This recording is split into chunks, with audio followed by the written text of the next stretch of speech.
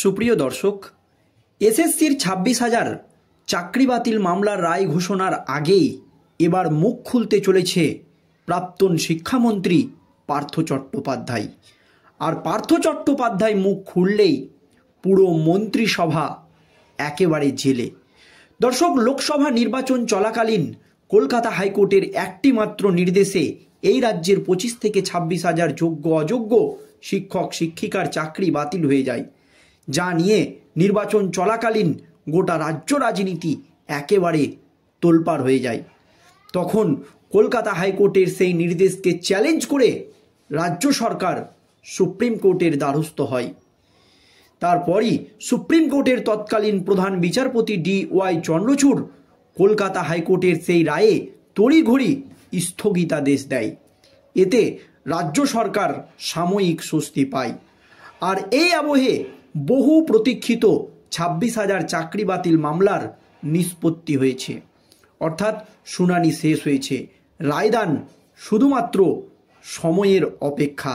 আর তার আগেই কিন্তু মুখ খুলতে চলেছে পার্থ চট্টোপাধ্যায়। আর পার্থ চট্টোপাধ্যায় যদি মুখ খুলে তাহলে কিন্তু পুরো মন্ত্রিসভা জেলে যাবে। শিক্ষক নিয়োগ দুর্নীতিকাণ্ডে একাধিক হেভিওয়েট নেতামন্ত্রীরা গ্রেপ্তার হয়েছিল, কিন্তু সকলেই জামিন পেয়ে গিয়েছে। পার্থ চট্টোপাধ্যায় কিন্তু এখনও পর্যন্ত জামিন পাননি। এই আবহে সূত্র মারফত খবর পাওয়া গিয়েছে পার্থ চট্টোপাধ্যায়কেও নাকি মার্ডার করার বা পার্থ চট্টোপাধ্যায়কে একেবারে দুনিয়া থেকে সরিয়ে দেওয়ার একটা গভীর ষড়যন্ত্র চলছে। সেই ষড়যন্ত্র ফাঁস হয়ে গিয়েছে। দর্শক, ঠিক কি হয়েছে দেখুন। নিয়োগ দুর্নীতি মামলায় জেলবন্দি রয়েছেন পার্থ চট্টোপাধ্যায়। এবার তারই নিরাপত্তার দাবি জানালো বিজেপি সাংসদ জ্যোতির্ময় সিং মাহাতো। বিজেপি সাংসদের বক্তব্য, জেলবন্দি পার্থের অবস্থা যাতে কিষেনজির মতো হয় অনুগ্রহ করে সেটা নিশ্চিত করুন। পার্থ চট্টোপাধ্যায়ের নিরাপত্তা বাড়ানোর জন্য রাজ্যপাল CB আনন্দ বোসের কাছে আর্জি জানিয়েছেন হেভিওয়েট বিজেপি নেতা জ্যোতির্ময়। সম্প্রতি অসুস্থতা নিয়ে রাজ্যের বেসরকারি হাসপাতালে স্থানান্তরিত করা হয়েছে রাজ্যের প্রাক্তন শিক্ষামন্ত্রী পার্থ চট্টোপাধ্যায়কে। এখানেই সন্দেহ আরও বাড়তে থাকে। তাহলে কি পার্থ চট্টোপাধ্যায় জানতে পেরেছিল যে তাকে সরিয়ে দেবার গভীর ষড়যন্ত্র চলছে? সেই জন্যই সে বেসরকারি নার্সিংহোমে চলে গেল। এর আগে তিনি SSKM-এর মতো সুপার স্পেশালিটি হাসপাতালে ভর্তি ছিলেন, যে SSKM হাসপাতালে অসুস্থ নেতা মন্ত্রীদের 1 নম্বর পছন্দের জায়গা। পার্থ হঠাৎ কেন সেখান থেকে বেসরকারি হাসপাতালে এসে ভর্তি হলেন, এটা নিয়ে গোটা রাজ্য রাজনীতিতে প্রশ্ন উঠতে শুরু করেছিল। আর এবার জ্যোতির্ময় হাতিয়ার করল এই বিষয়কেই। বিজেপি সাংসদের প্রশ্ন, SSKM থেকে পার্থ চট্টোপাধ্যায়কে বেরোতে হলো কেন? বাংলার সব দুর্নীতিগ্রস্ত লোক SSKM-এ ভর্তি হয় সেফ জোন, সেফ জায়গা দেখে। এরপরই নিজের উদ্বেগ প্রকাশ করে তিনি বলেন, আমি বিশেষ সূত্রে খবর পেয়েছি যে দ্বিতীয় কিষেনজি না হয়ে যায় পার্থ চট্টোপাধ্যায়। আমি এর আগেও মিডিয়ার মাধ্যমে তার কাছে অনুরোধ করেছি যেন তিনি রাজসাক্ষী হয়ে যান। কেন পার্থ চট্টোপাধ্যায় নিজেকে SSKM থেকে সরিয়ে বেসরকারি নার্সিংহোমে নিয়ে গেল বা বেসরকারি নার্সিংহোমে ভর্তি হলো? তাহলে কি এবার পার্থ চট্টোপাধ্যায় রাজসাক্ষী হতে চলেছে? এমনই কিন্তু একটা আশঙ্কা তৈরি হয়েছে। আর পার্থ চট্টোপাধ্যায় যদি মুখ খুলে তাহলে কিন্তু পুরো মন্ত্রিসভা গ্রেপ্তার হতে পারে, কারণ তিনি দুর্নীতির সমস্তটাই জানে যে কার কার হাত ধরে এই দুর্নীতি হয়েছে। দর্শক, আপনাদের মতামত কি যে এই দুর্নীতির মূল মাথা কে? অবশ্যই আপনারা কমেন্ট বক্সে কমেন্ট করে জানাবেন।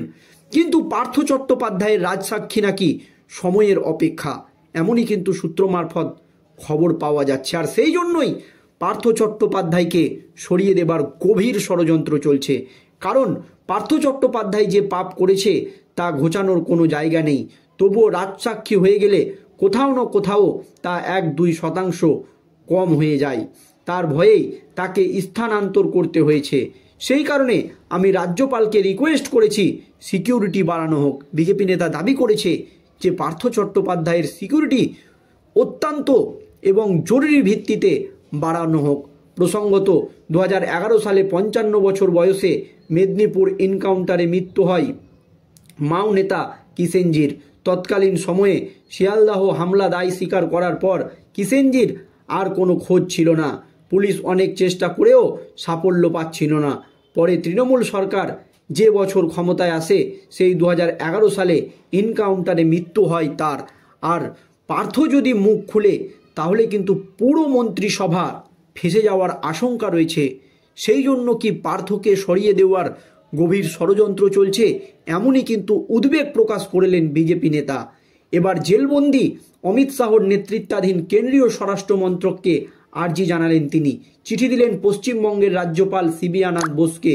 স্কুল সার্ভিস কমিশন তুলে দেওয়ার দাবিও জানিয়েছেন ওই হেভিওয়েট বিজেপি নেতা।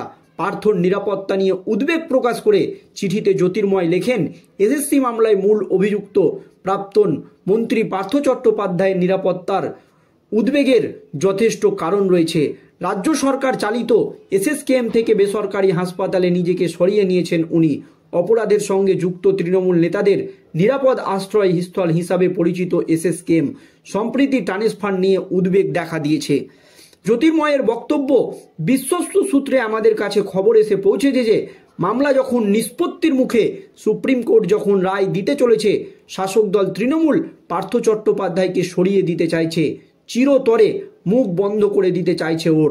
এমন গুরুতর পরিস্থিতিতে ওর নিরাপত্তা সুনিশ্চিতকরণে অনুরোধ জানাচ্ছি আপনাকে। তার কোনো ক্ষতি হলে বিচার প্রক্রিয়ার ওপর প্রভাব পড়বে। দুর্নীতির সত্যতা জানতে পারবে না রাজ্যের শুভবুদ্ধি সম্পূর্ণ মানুষ। মঙ্গলবার সোশ্যাল মিডিয়ায় প্রধানমন্ত্রীর দপ্তর এবং স্বরাষ্ট্র মন্ত্রককে ট্যাগ করে এই পোস্ট লেখেন জ্যোতির্ময়। তার কথায়, বাংলার স্কুল সার্ভিস কমিশন দুর্নীতি একটি প্রাতিষ্ঠানিক দুর্নীতি। রাজ্যপাল সিবি আনন্দ বোসকে আর্জি জানাই, স্কুল সার্ভিস কমিশন পাকাপাকিভাবে তুলে দিন, যোগ্য প্রার্থীদের ন্যায় বিচার দিন, পার্থ চট্টোপাধ্যায়কে নিরাপত্তা দিন। তৃণমূল চিরতরে পার্থ চট্টোপাধ্যায়ের মুখ বন্ধ করার চেষ্টা করছে। পার্থের নিরাপত্তা নিয়ে পশ্চিমবঙ্গের রাজ্যপাল সিবি আনন্দ বোসকে চিঠি দিয়েছেন জ্যোতির্ময়। সেই চিঠি সোশ্যাল মিডিয়ায় তুলে ধরে চিঠিতে জ্যোতির্ময় লেখেন, বারবার চাকরি প্রার্থীদের স্বার্থ বিরোধী কাজ করেছে স্কুল সার্ভিস কমিশন। বেআইনিভাবে নিযুক্তদের সরিয়ে যোগ্যদের চাকরি দেওয়ার ক্ষেত্রেও তারা অনিচ্ছুক নয়তো অসমর্থক। তাই দুটি কারণ উল্লেখ করেছেন জ্যোতির্ময়। আর এই আবহে একেবারে চাঞ্চল্যকর অভিযোগ। জ্যোতির্ময় লেখেন, স্কুল সার্ভিস কমিশন একটি ব্যর্থ প্রতিষ্ঠান। শুধুমাত্র বর্তমান তৃণমূল সরকারের আমলেই নয়, বাম জামানা থেকেও সিপিএমের তদন্তাধীন বিধায়ক যারা এখন তৃণমূলে, তারা প্রকাশ্যে সেই সময় বেআইনি নিয়োগের কথা স্বীকার করে নিয়েছে। তাদের কেউ কেউ রাজ্য সরকারের মন্ত্রী। দুর্নীতির শিকড় এত গভীর তা নিরাময় করা অসম্ভব।